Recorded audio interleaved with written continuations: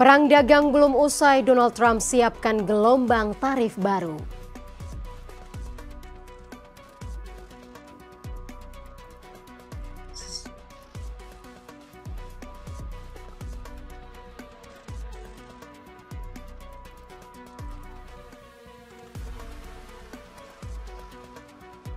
Cina catatkan rekor penjualan EV tertinggi, Amerika Serikat justru tiarap.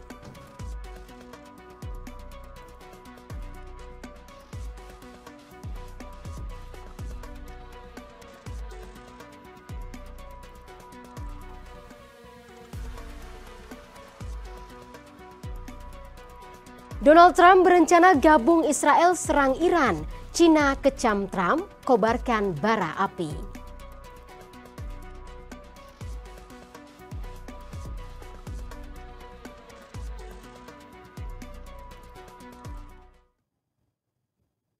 Halo sahabat Kabar Bursa, apa kabar? Anda menyaksikan Kabar Bursa hari ini, edisi 19 Juni 2025. Menyajikan berita terkini, informasi pilihan, serta rekomendasi saham. Jadilah yang pertama untuk mendapatkan informasi, analisis mendalam, sinyal harian, dan laporan eksklusif mengenai pasar hari ini dengan berlangganan Kabar Bursa Pro. Untuk berlangganan, silahkan klik kabarbursa.com. Bersama saya Maria Rahuhale, kita jelang Kabar Bursa hari ini selengkapnya.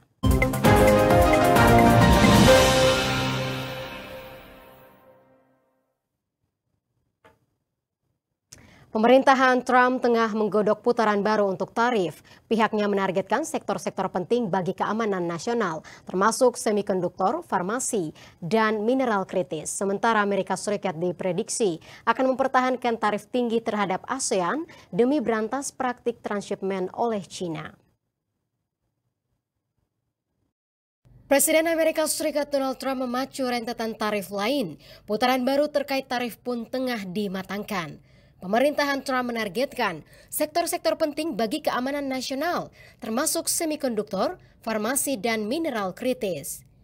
Rencana ini sempat disampaikan Trump pasca kembali dari KTT G7 di Kanada. Trump menyebut tarif farmasi akan segera datang dan mendesak perusahaan segera memulangkan produksi ke dalam negeri. Doing pharmaceuticals very soon. That's going to bring all the companies back into America. All of them, or focusing on search time? Back in, at least partially back in. Trump juga bakal memperluas cakupan tarif dengan menargetkan barang-barang konsumen yang mengandung logam. Menurut Michigan State University, tarif 50% pada baja dan aluminium telah memicu kenaikan harga hingga 4 kali lipat di sektor tersebut, termasuk untuk barang rumah tangga. Mahkamah Agung telah didesak mempertimbangkan untuk pembatalan. Namun, Trump menggunakan wewenang pasal 232 Undang-Undang Perluasan Perdagangan dengan alasan keamanan nasional. Amerika Serikat diprediksi akan mempertahankan tarif tinggi terhadap ASEAN. Data Nomura Holdings Incorporation menunjukkan China melakukan transshipment melalui negara-negara di kawasan Asia Tenggara untuk menghindari pungutan agresif Trump. Nomura menjelaskan meski terjadi negosiasi perdagangan, Washington diprediksi mengenakan tarif rata-rata sebesar 15,5% terhadap Asia Tenggara guna memberantas praktik transshipment. Vietnam dan Thailand berisiko diganjar tarif lebih tinggi, masing-masing 24,3% dan 20%. Pasalnya, transshipment lebih lazim di kedua negara tersebut dibandingkan wilayah Asia Tenggara lainnya. Sementara tarif Singapura dan Filipina diprediksi tetap di level 10%, mengingat kecilnya indikasi pengalihan rute ke sana. Lantas, bagaimana dengan nasib tarif Indonesia? Peralihan peta kekuatan mengguncang industri otomotif global. Cina melaju dengan kecepatan penuh, membanjiri dunia dengan mobil listrik produksinya. Sementara Eropa mesti menginjak pedal gas lebih dalam demi mengejar ketertinggalan. Amerika juga masuk angin seakan tiarap dengan pertumbuhan hanya 3%. Peralihan peta kekuatan mengguncang industri otomotif global. Cina melaju dengan kecepatan penuh membanjiri dunia dengan mobil listrik produksinya. Data terbaru menunjukkan realitas brutal. Cina memecahkan rekor penjualan 1 juta unit mobil listrik hanya dalam bulan Mei 2025. Angka ini bukan sekedar statistik, ini adalah deklarasi dominasi. China menjadi penyumbang utama penjualan EV global yang mencapai 7,2 juta unit pada Mei 2025, naik 28% dibanding tahun lalu, di mana lebih dari separuhnya, 4,4 juta unit berasal dari China. Mesin perang China tak terbendung. Tidak hanya menguasai pasar domestik, China telah membuktikan ekspansi agresifnya secara global. Sementara Eropa menginjak pedal gas lebih dalam demi mengejar ketinggalan. Kini Eropa menjadi pasar kedua terbesar untuk kendaraan listrik global. Penjualan Januari hingga Mei tumbuh 27% secara tahunan dengan total 1,6 juta unit terjual. Capaian tersebut ditopang Jerman dan Inggris yang mampu mencatat penjualan masing-masing sebesar 45 dan 32%. Disusul Spanyol dengan peningkatan penjualan 72% dan Italia 58%. Kondisi paling parah justru terjadi di Amerika Utara. Pernah menjadi kiblat inovasi, Amerika Utara kini masuk angin terseok-seok dengan pertumbuhan hanya 3%. Penurunan sebagian besar dipicu oleh berakhirnya subsidi di Kanada, disertai ketidakpastian tarif dan emisi di Amerika Serikat. Kondisi makin rumit akibat ancaman tarif 25% terhadap impor kendaraan listrik dari China yang diberlakukan Presiden Donald Trump. Beberapa produsen global pun mulai menarik atau mengkaji ulang proyeksi penjualan mereka untuk 2025, sehingga menciptakan iklim ketidakpastian bagi pasar mobil listrik di Amerika Serikat. Lampu merah menyala seolah Amerika menyerah dalam perlombaan. Donald Trump kembali mendapat sorotan tajam. Trump memamerkan smartphone terbarunya, T1. Ponsel T1 diklaim asli buatan dalam negeri Amerika. Namun slogan patriotik dan tampilan elegan seakan runtuh. Di balik indikasi T1 hanyalah ponsel Android pabrikan Cina, made in Amerika made in Amerika dinilai identik dengan ponsel Cina. Donald Trump kembali mendapat sorotan tajam. Dalam rangka 10 tahun sebagai Presiden Amerika Serikat, Trump memamerkan smartphone terbarunya T1. Diluncurkan Trump Mobile dengan mengusung jaringan nirkabel serba Amerika, menonjolkan citra nasionalisme dari merek Trump. Trump mengklaim ponsel T1 asli buatan dalam negeri Amerika, menjadi produk andalan yang disebut-sebut sebagai pesaing iPhone terbaru. Sindiran terhadap Apple yang hanya merakit produknya di China atau India. Namun, slogan patriotik dan tampilan elegan seakan runtuh di balik indikasi T1 hanyalah ponsel Android pabrikan China yang didesain ulang dan dijual dengan harga lebih mahal. Hal ini sontak memicu kritikan pedas mengingat Trump dikenal vokal menentang dominasi produk asing, terutama dari China. Ramai di media sosial, ponsel ini disebut-sebut identik dengan T-Mobile REVVL7 Pro 5G buatan Wingtech, perusahaan Cina yang juga memproduksi ponsel untuk berbagai merek global.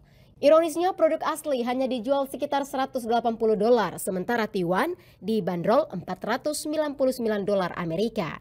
Meski begitu, sejauh ini tidak ada bukti langsung yang menghubungkan ponsel Trump dengan produk tersebut ataupun ponsel tertentu yang diproduksi di luar Amerika Serikat. Dengan harga di bawah $500, sulit membayangkan jika Trump Mobile benar-benar direkit di Amerika dan tetap bisa meraih untung tanpa trik dalam rantai pasokan yang belum diketahui publik.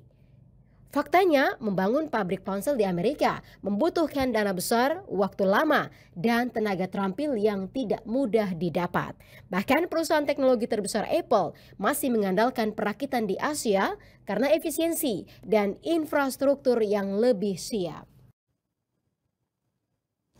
The Fed lagi-lagi menentang Trump dengan mempertahankan suku bunga acuan di kisaran 4,25 hingga 4,5%. Beberapa jam sebelum pengumuman The Fed, Trump pun kembali melontarkan kritikan pedas terhadap Powell. The Fed lagi-lagi menentang Donald Trump dengan mempertahankan suku bunga acuan di kisaran 4,25 hingga 4,5% usai rapat kebijakan moneter FOMC pada Rabu waktu setempat. Keputusan ini menegaskan sikap hati-hati para pengambil kebijakan di tengah ketidakpastian ekonomi global. terutama terkait inflasi dan kondisi pasar tenaga kerja. The incoming data, the evolving outlook, and the balance of risks. FOMC juga merilis proyeksi ekonomi dalam bentuk dot plot, yakni 2 kali pemotongan suku bunga yang diperkirakan terjadi di 2025, diikuti masing-masing 1 kali pemotongan pada 2026 dan 2027. Inflasi pengeluaran konsumsi pribadi atau PCE diperkirakan naik menjadi 3% pada tahun 2025 ini. PDB real Amerika Serikat 2025 diperkirakan melambat menjadi 1,4%, sementara pengangguran diperkirakan naik 4,5% pada 2025 hingga 2026, sebelum sedikit menurun ke 4,4% di 2027. Ketua The Fed Jerome Powell menyampaikan meski ketidakpastian tetap ada, ekonomi Amerika Serikat masih dalam kondisi yang solid. Beberapa jam sebelum pengumuman The Fed, Donald Trump kembali melontarkan kritikan pedas terhadap Powell. So that'll be very nice, very patriotic. We're doing well as a country. If the Fed would ever lower rates, we'd buy debt for a lot less. It's a shame. This guy, do you ever have a guy that's not a smart person and you're dealing with him and you have to deal? He's not a smart guy. He's worried about inflation. I said, that's right. If there's inflation in 6 months or 9 months, you lower the rate. Maybe I should go to the Fed. Am I allowed to appoint myself, Doug? I don't know. Am I allowed to appoint myself at the Fed? I do a much better job than these people. Dalam beberapa bulan terakhir, Powell telah memperingatkan tarif Trump dapat menyebabkan stagflasi, yakni kondisi di mana inflasi naik dan ekonomi melambat. Stagflasi menempatkan bank sentral dalam posisi sulit. Namun FOMC menyatakan tetap fokus pada 2 mandat utamanya, yakni menjaga stabilitas harga dan memastikan lapangan kerja maksimal dengan target inflasi jangka panjang sebesar 2%.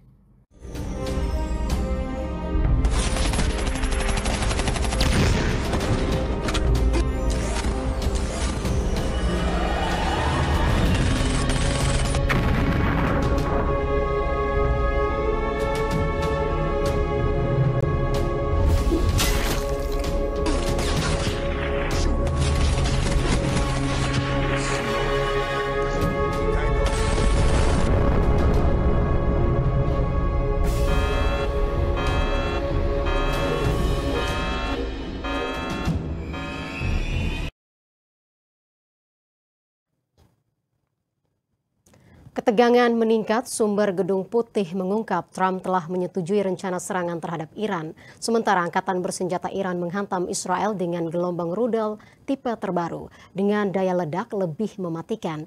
China pun menuduh Trump telah memantik api pada konflik panas antara Iran dan Israel. Ketegangan meningkat.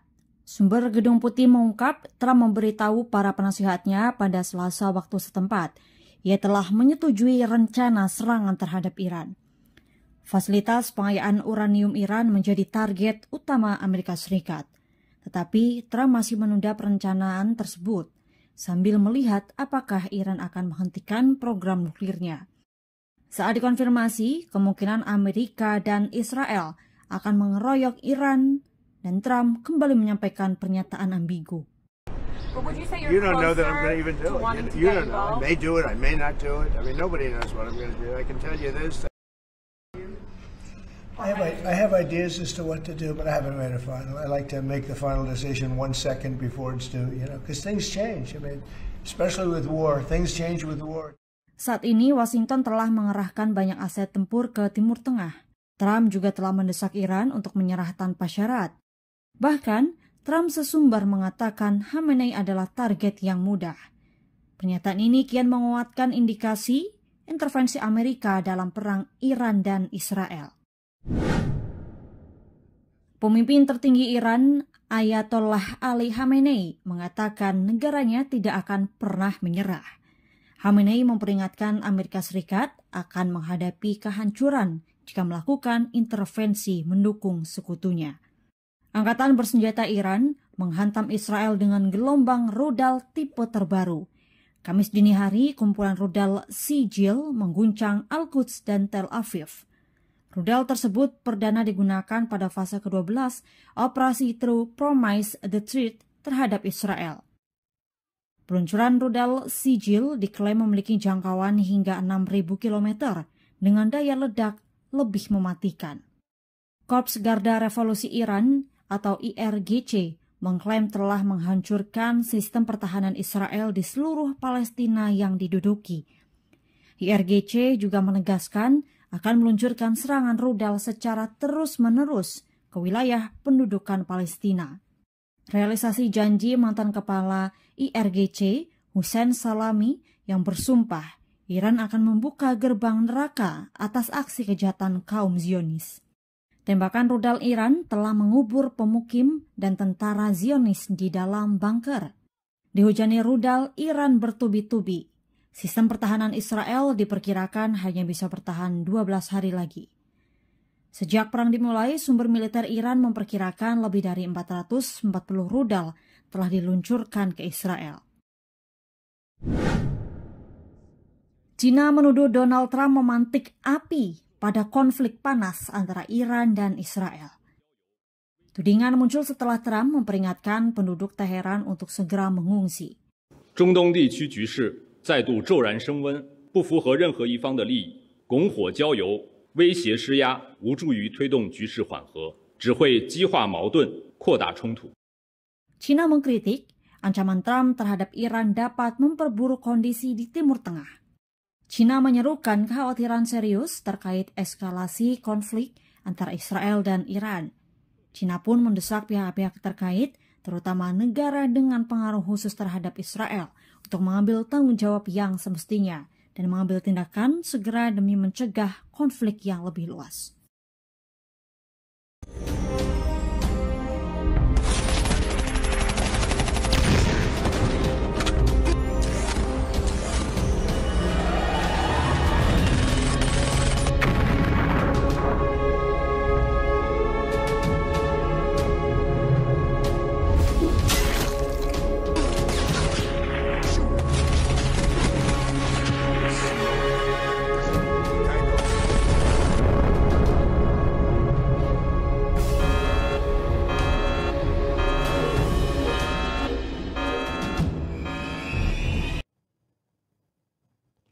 Indeks harga saham gabungan ambruk pada penutupan perdagangan Kamis ini turun tajam 139,15 poin atau 1,95%, bertengger di level 6.968.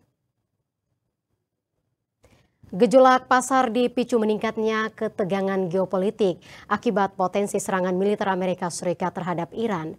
Dikhawatirkan konflik antara Iran dan Israel dapat meluas, terutama setelah Donald Trump membahas opsi keterlibatan langsung dalam konflik bersenjata. Pasar juga mencermati keputusan The Fed yang mempertahankan suku bunga acuan di kisaran 4,25 hingga 4,5%. Ketidakpastian meningkat setelah Ketua The Fed Jerome Powell memperingatkan tarif Trump dapat mendorong inflasi lebih tinggi dari perkiraan sebelumnya. Dan untuk membahasnya lebih lanjut, kita sudah terhubung dengan Christian, Equity Research Analyst MNC Sekuritas. Halo, selamat sore Pak Kris.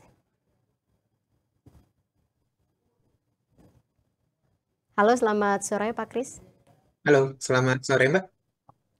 Ya, Pak Kris, apa kabar Pak? Sehat.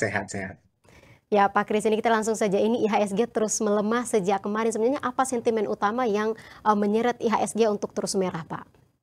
Oke, kalau misalnya kita melihat ya, sentimen utama penyeret IHSG pada hari sebenarnya di mana IHSG kan melemah sekitar 1,95 sampai 1,96% ya, ke level 6.966. Nah, sebenarnya kalau kita ngecek lagi, hal ini sejalan dengan meningkatnya kekhawatiran investor terhadap memanasnya kondisi geopolitik di Timur Tengah ya, yang mana sekarang ini Iran dan Israel itu dikhawatirkan adanya switching instrumen investasi nih oleh para investor dari yang tadinya berisiko ke yang lebih safe haven, seperti contohnya adalah emas ya.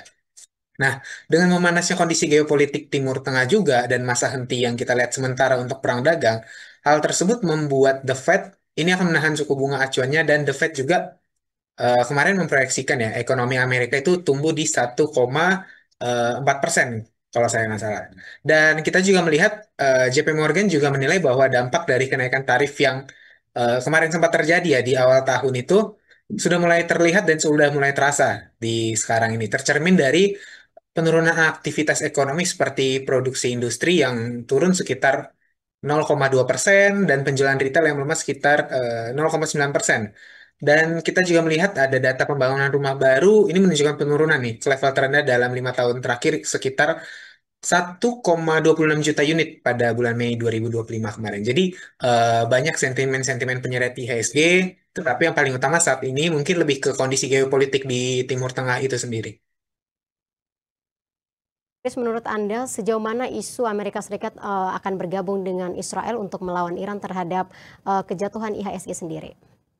Oke, kalau misalnya kita lihat ya, hal ini sebenarnya ada besar kemungkinan untuk bisa terjadi, namun tetap harus wait and see ya terkait dengan US yang akan gabung ke Israel. Dan kalau kita lihat ya, tadi saya sempat ngecek dari data Bloomberg, saat ini sebenarnya US juga sedang menyiapkan rencana untuk bergabung dengan Israel dan membantu Israel untuk melakukan serangan balik kepada Iran. Dan isu US juga yang akan bergabung dengan Israel melawan Iran ini akan menjadi pemicu besar bagi gejolak pasar yang sangat negatif bagi ISG ya khususnya. Tingkat eskalasi ini ada beberapa yang akan menyebabkannya. Yang pertama, lonjakan harga minyak yang ekstrim ini bisa memicu inflasi dan beban subsidi di Indonesia. Kita lihat, kalau saya nggak salah 2 hari yang lalu itu minyak harganya melonjak sekitar 7,78 US dollar per barrel. Terus yang kedua adanya arus keluar modal besar-besaran nantinya apabila terjadi eskalasi perang ini. Dan setelah adanya pengeluaran arus keluar modal besar-besaran ini, akan terjadi penurunan tajam di IHSG karena sentimen dari investor yang sangat negatif dan ketidakpastian global saat ini yang masih bisa dibilang masih meraba-raba global saat ini sih. Ya, Pak Kris, apakah kebijakan dari The Fed juga turut menyeret IHSG ini atau seperti apa, Pak?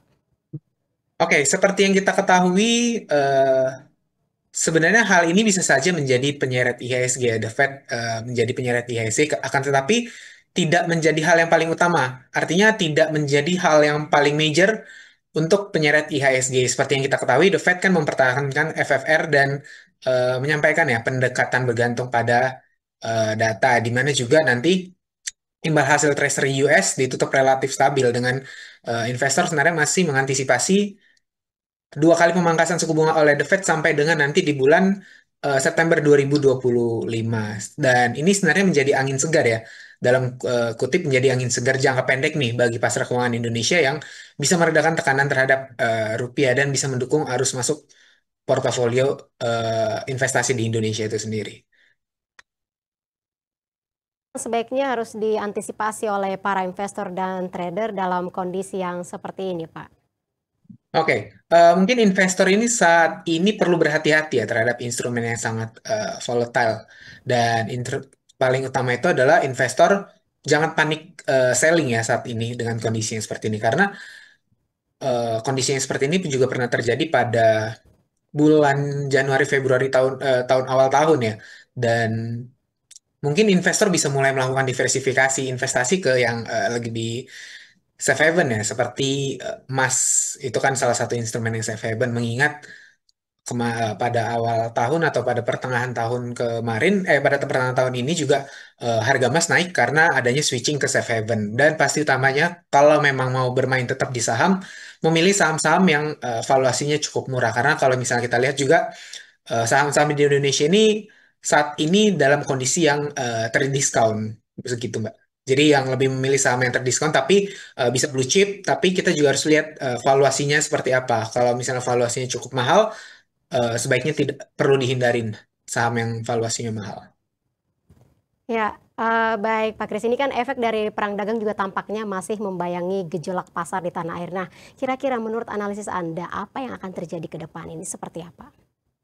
Oke, kalau misalnya kita lihat apa yang akan terjadi ke depannya, sebenarnya kita lebih wait and see ya, apa yang akan terjadi. Karena besar kemungkinan itu peran dari US yang akan membuat gejolak pasar lebih dalam lagi. Sehingga kita bisa melihat apa yang terjadi nanti dari Iran ke Israel atau Israel ke Iran, dan bahkan negara-negara pendukung. Karena kan kita lihat ada tadi US akan berencana untuk masuk ke Israel, akan tetapi Iran juga memiliki banyak negara backingan nih. Nah, ini bisa jadi menjadi geopolitik yang lebih besar dibandingkan pada awal tahun kemarin sebenarnya. Begitu. Jadi kalau misalnya kita mau bilang apa yang harus dilakukan, lebih ke berhati-hati terhadap aset-aset instrumen saham yang sangat volatile Jadi lebih ke switching ke instrumen yang lebih safe haven itu sendiri. Dan pastinya jangan melakukan investasi semuanya ke saham, tapi tetap harus memiliki cash yang cukup oke juga untuk bertahan begitu.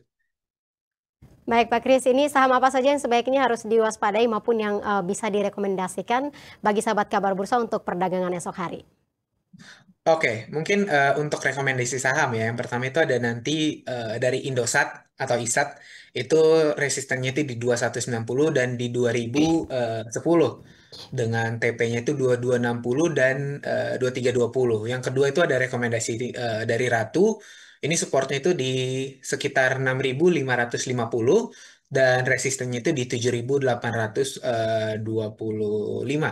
Dan TP-nya itu di 8075 dan sampai dengan 8800. Yang ketiga itu ada Japfa, itu supportnya di 1450 dengan resisten di 1600 dengan TP-nya 1655 sampai 1755. Itu mungkin untuk rekomendasi saham. Dan ketika kalau dibilang apa saham yang harus dihindari, sebenarnya saham yang harus dihindari adalah saham yang melakukan ekspor yang banyak ke US, China, ataupun ke negara-negara lainnya yang memiliki sentimen untuk bisa berkonflik lebih panjang lagi. Baik, terima kasih Pak Christian untuk waktu dan analisisnya di Kabar Bursa hari ini. Sukses dan sehat selalu Pak. Terima kasih. Brand memutuskan menahan sebagian besar laba bersih tahun 2024 untuk mendukung ekspansi usaha. Sementara Gotoh memperoleh persetujuan untuk buyback saham senilai 3,26 triliun rupiah. Dan BUKK membukukan kontrak baru senilai 950 miliar rupiah. Selengkapnya kami rangkum dalam sekilas emiten. Rapat Umum Pemegang Saham Tahunan PT Barito Renewables Tbk atau BRAND memutuskan untuk menahan laba sebesar 89,13 juta dolar Amerika, setara 73% dari total laba bersih 2024 yang mencapai 122,1 juta dolar Amerika. Dana tersebut akan digunakan untuk mendukung kegiatan dan pengembangan usaha perusahaan di sektor energi terbarukan. Sementara pemegang saham juga tetap menerima dividen tunai senilai 31,75 juta dolar Amerika atau 26% dari laba yang sebagian besar telah dibayarkan pada akhir tahun lalu. Sebesar 1% laba sisanya disisihkan sebagai dana cadangan sesuai ketentuan.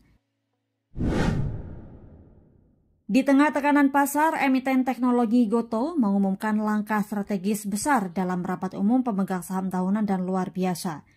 Gotoh memperoleh persetujuan untuk melakukan buyback saham senilai maksimal 200 juta dolar Amerika atau setara 3,26 triliun rupiah. Langkah ini dinilai dapat menjaga stabilitas harga saham dan meningkatkan nilai bagi pemegang saham. Manajemen menegaskan aksi buyback tidak akan melebihi 10% dari modal disetor. Gotoh juga mengumumkan penyegaran jajaran direksi dan komisaris. Patrick Sugito Waluyo kini didapuk sebagai direktur utama. Posisi wakil direktur utama ditempati Catherine Hindra Sucahyo menggantikan Thomas Hustedi, dan di jajaran komisaris, Agus Marto Wardoyo dipercaya sebagai komisaris utama. PT Bukaka Teknik Utama Tbk tetap mencatatkan kinerja positif. Bukaka berhasil mengantongi kontrak baru senilai 950 miliar rupiah. Sekitar 43% dari target tahunan yang ditetapkan, yaitu sebesar 2,2 triliun rupiah. CEO Bukaka menyebut pencapaian diraih meski industri tengah mengalami perlambatan. Beberapa proyek bahkan mengalami pergeseran jadwal ke kuartal berikutnya. Namun, sektor migas justru dinilai sebagai peluang yang menjanjikan. Salah satu ekspansi signifikan terlihat pada pengiriman 215 unit SRP Surface ke perusahaan minyak India, yaitu ONGC. Bukaka juga membentuk anak usaha baru di India sebagai langkah strategis menghadapi perubahan regulasi tender lokal di negara tersebut. Sejumlah emiten melakukan aksi korporasi pada hari ini, mulai dari rapat umum pemegang saham tahunan hingga jadwal Kamdet dividen. Berikut informasi selengkapnya.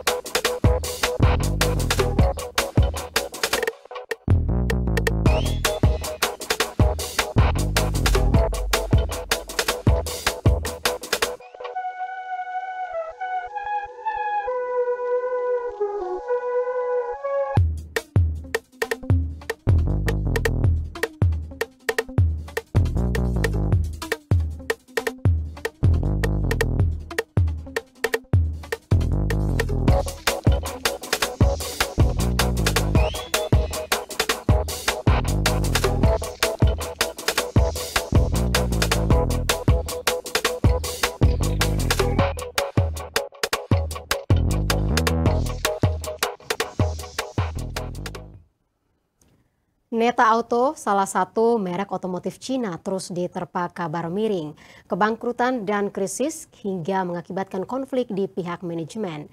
Keterangan resmi yang diterima kabarbursa.com, restrukturisasi merupakan bagian dari upaya penyelamatan yang dipimpin oleh pemerintah dan diawasi langsung oleh Pengadilan Menengah Rakyat Jiangxing. Rakyat Jiangxing Cina.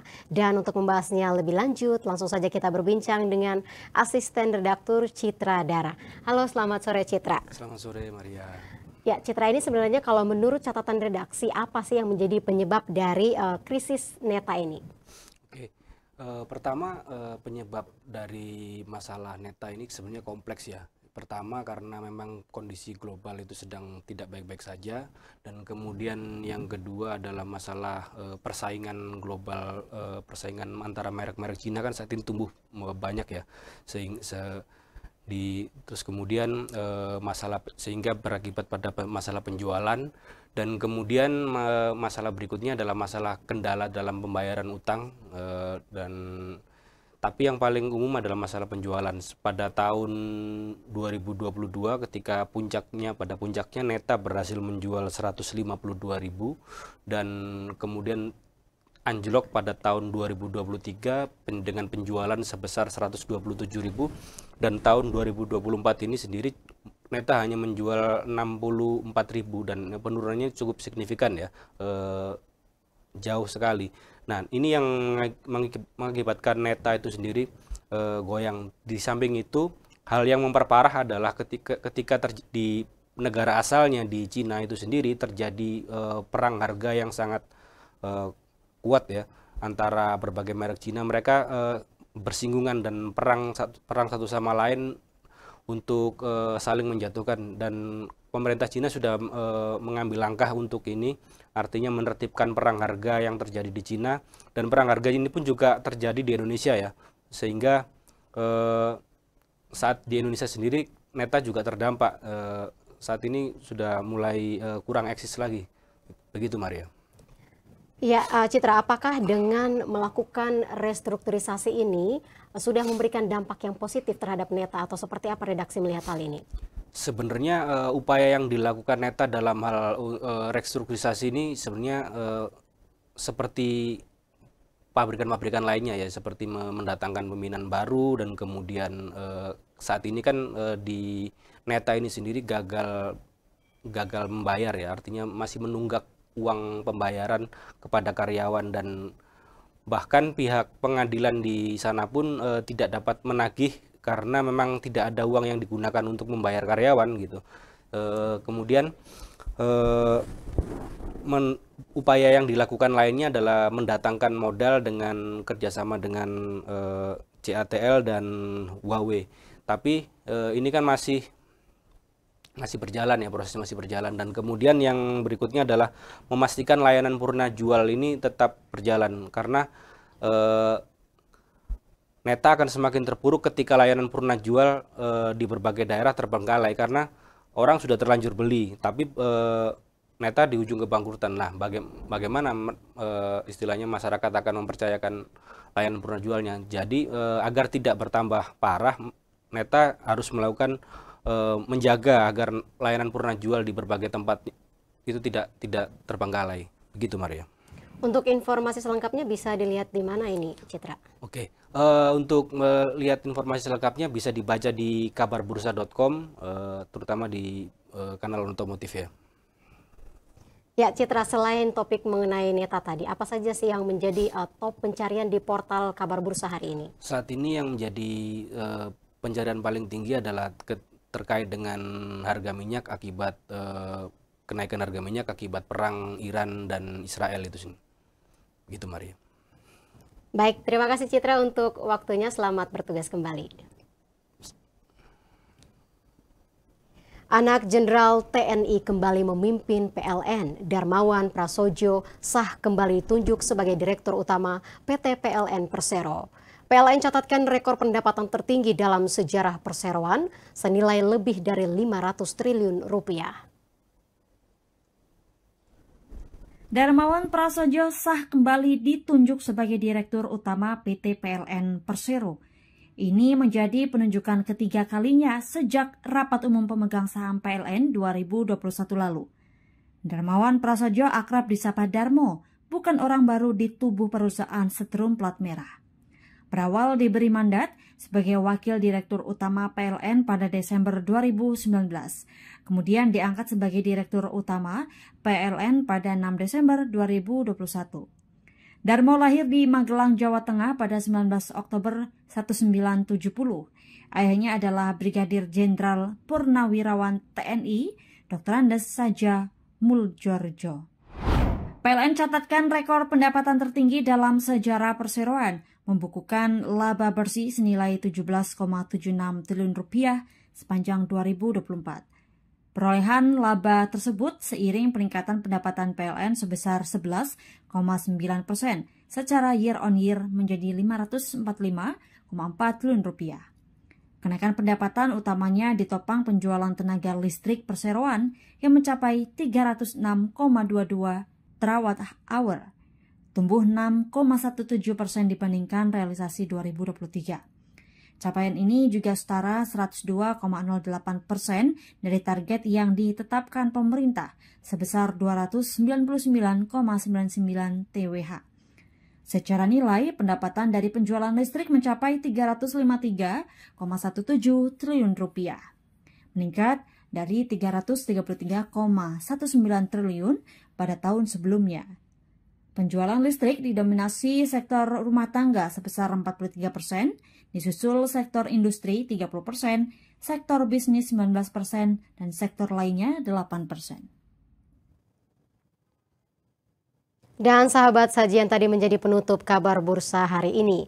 Terima kasih untuk kebersamaan Anda. Ayo follow, klik subscribe channel Kabar Bursa, like dan share konten-konten berkualitasnya. Ikuti berita terkini, analisis dan rekomendasi saham di portal berita kabarbursa.com. Jadilah yang pertama untuk mendapatkan informasi, analisis mendalam, sinyal harian dan laporan eksklusif mengenai pasar hari ini dengan berlangganan Kabar Bursa Investor Pro. Untuk berlangganan silahkan klik kabarbursa.com.